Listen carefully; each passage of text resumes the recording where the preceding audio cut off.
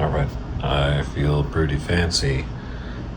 Got a new fancy pants, luxurious soldering station. First thing I'm going to try fixing up is this USB floppy drive, which is failing, unrecognized. I suspect it just has a bad capacitor. So, a little soldering job.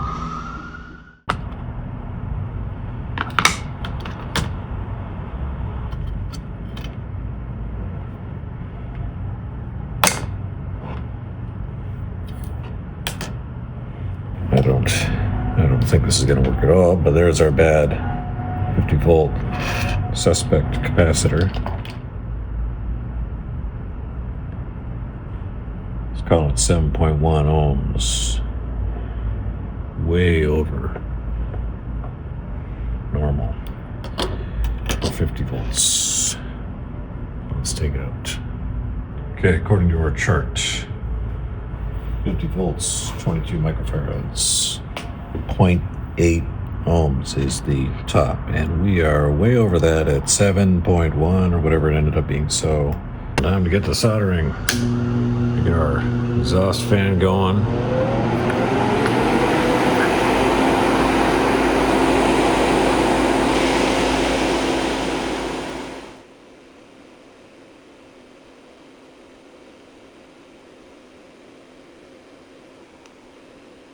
Okay, after much wailing and yelling and gnashing of teeth, yada yada, we're kind of getting somewhere. So I got that stubborn thing in there. So I think polarity's the right way. I used these tweezers to pull that thing out. That was not fun. Heating the solder joints.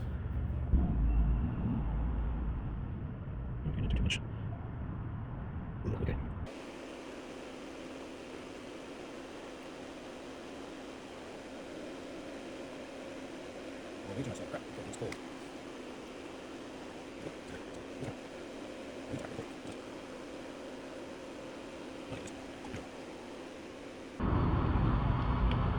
Point 412.425. Let's call it. All right, that's good enough. Let's try this on the computer and see if I haven't made things any worse. I don't know, I would hesitate to call that handiwork, but it does look like those are soldered, as messy as they are. Obviously need some cleanup. And hopefully I didn't take anything off either. We'll see. Yeesh. All right. Time to see if my handiwork is working or not. Because anything could have gone wrong. I could have broken something. But let's see. Do we get a pop-up? What do we get?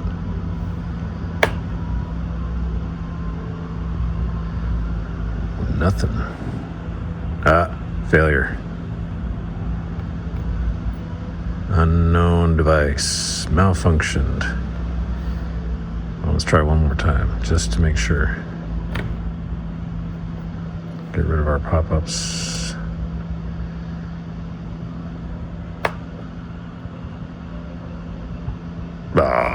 Not recognized. Malfunctioned.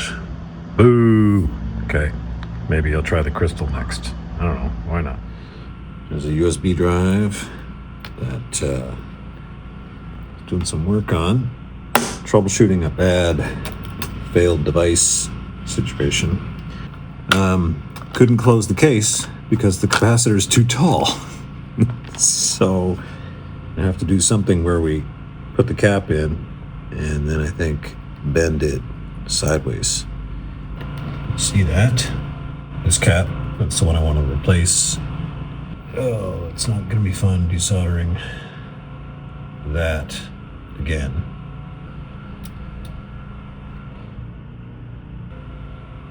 All right, got that anchored in nicely.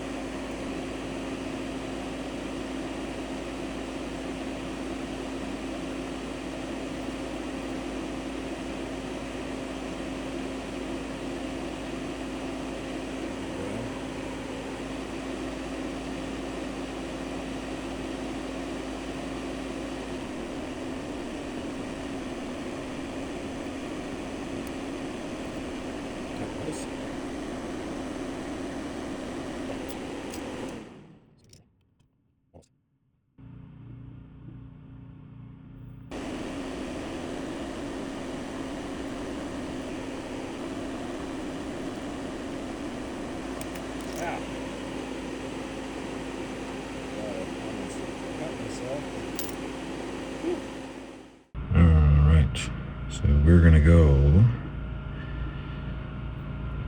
it's the negative side, that way. I think I can see why.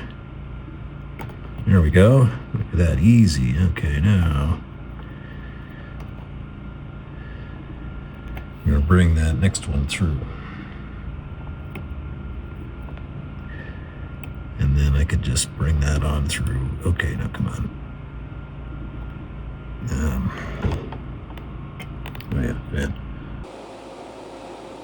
Come on, there we go.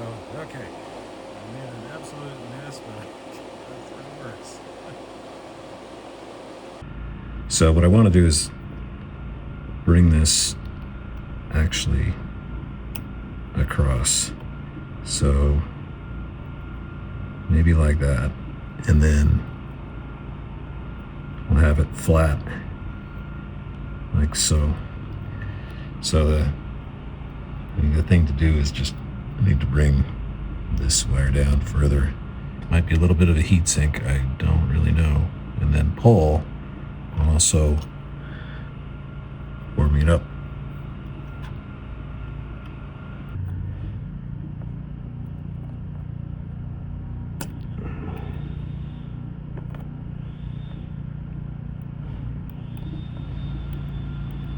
And I gotta be careful.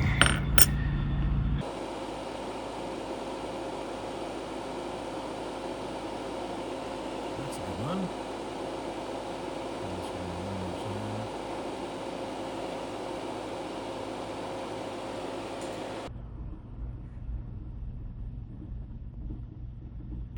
C, maybe a C student. Leaves something to be desired, and definitely a mess, but a little IP should clean that nicely. All right. And you know what? It worked pretty well. I wouldn't call that the work of an expert. In fact, that's rather terrible. But this whole thing is kind of broken anyways, and if that fits in the case, then I'm a happy guy. I suspect that there's something else wrong with this board, and I have a feeling somebody suggested it might be this quartz crystal oscillator. So I don't think there's not too much else on here, so it doesn't look like there's a whole lot of stuff that could fail electronically. Another possibility, although I have my doubts, is the flash memory could go bad after about 25 years, but I kind of doubt it. Other caps could be faulty, but I didn't measure anything off. This one was never populated, so I'm leaving it as is. All right, that's it for now for this one, I think. Just make sure it goes back in the case. Our friend isopropyl alcohol here. Couple drops will do you well. That's pretty good measure. If you can avoid it, brush, take care of the rest. It's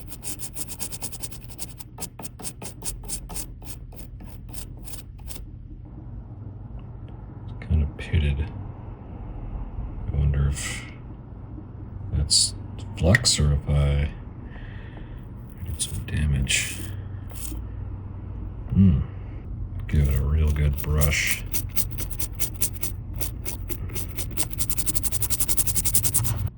Much nicer.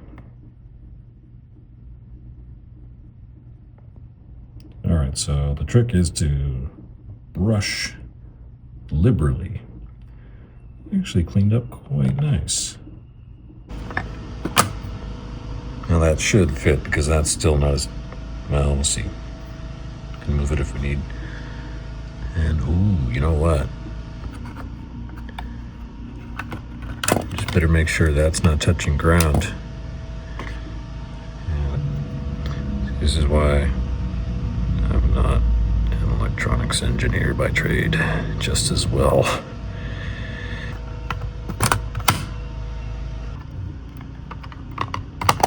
Yes. Hooray. It might not work, but at least it goes back together. One piece. That's what we're going for here. So I guess I can scratch that part off my list.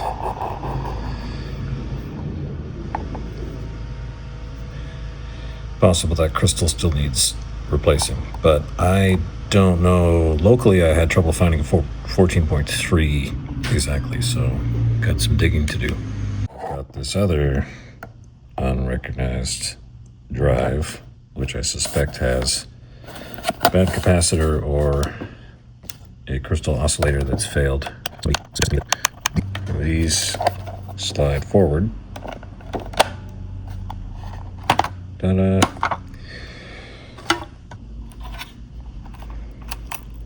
So this is like a ground or signal shield, interference shielding. Once you release that, you gotta be careful with this 26-pin ribbon PCB, and then maybe carefully. So be very careful. You can bend that a certain amount, but you don't want to bend those too many times. Let's get our trusty sprudger tool here and carefully. There we go. Ugh, don't like those. Hooray! Loose. 16 volts, 47 ohm aluminum capacitor, and see if it's beyond usual ESR values, which would suggest that it could be bad. I doubt it's that. There's our USB combo floppy drive, USB controller, and floppy drive controller, and all that.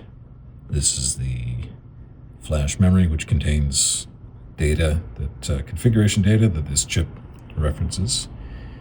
And there's your 14.318 megahertz crystal oscillator chip, which some have suggested might also be a cause of failure. Outside of that, there are test points. A little hard to see here. This is a stiff cable, so I don't want to mess with that too much. Bunch of resistors, capacitors, a couple other little parts I'm not clear on what they are. Some jumper test points. A lot of test points under here, which would make sense because it's all the data lines and everything. All right, let's get to testing this bad boy. All right, I'm having a heck of a time trying to test this thing. These leads are really particular. They're not the best for this particular use case. Oh, I had it there.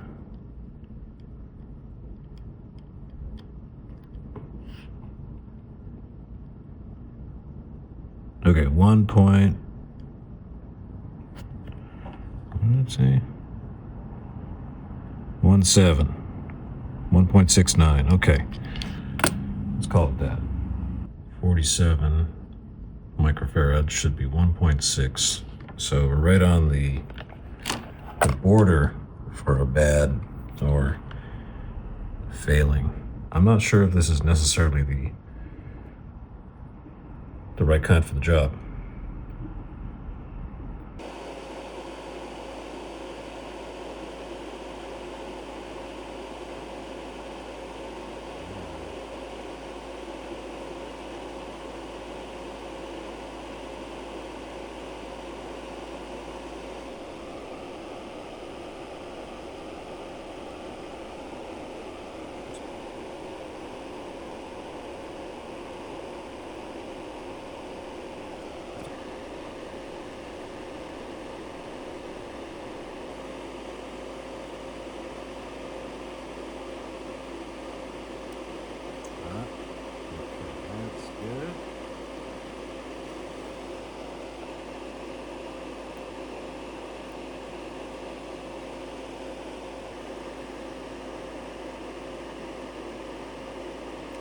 Oh, there. Wow, that was easy.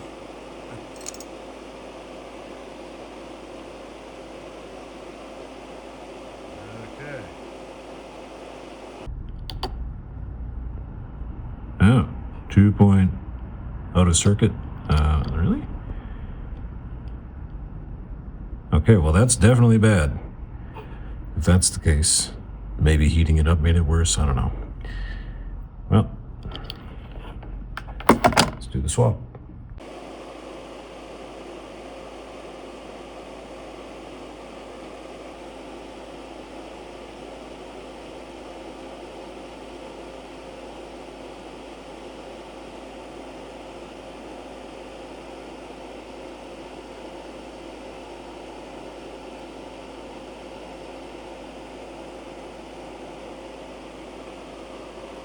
Dipping the brush seems to be sufficient.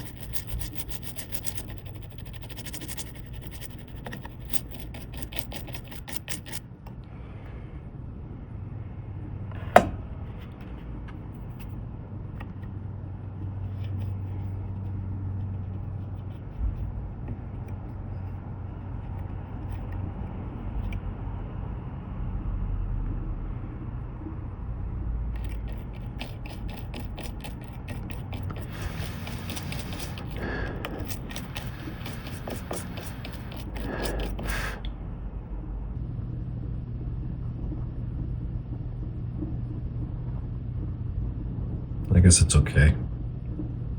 I wouldn't say award-winning, but I've certainly done worse.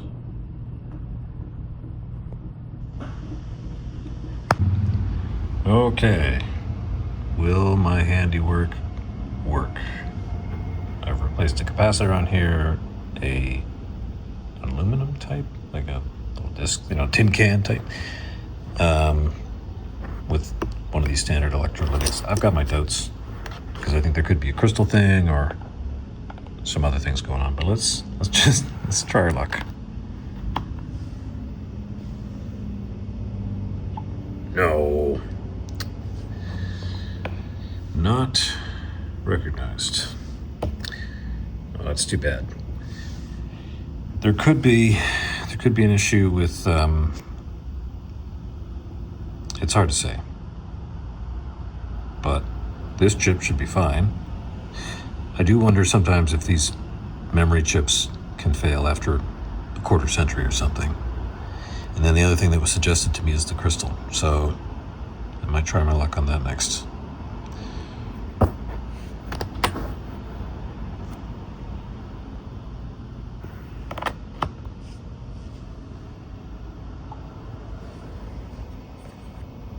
Boo.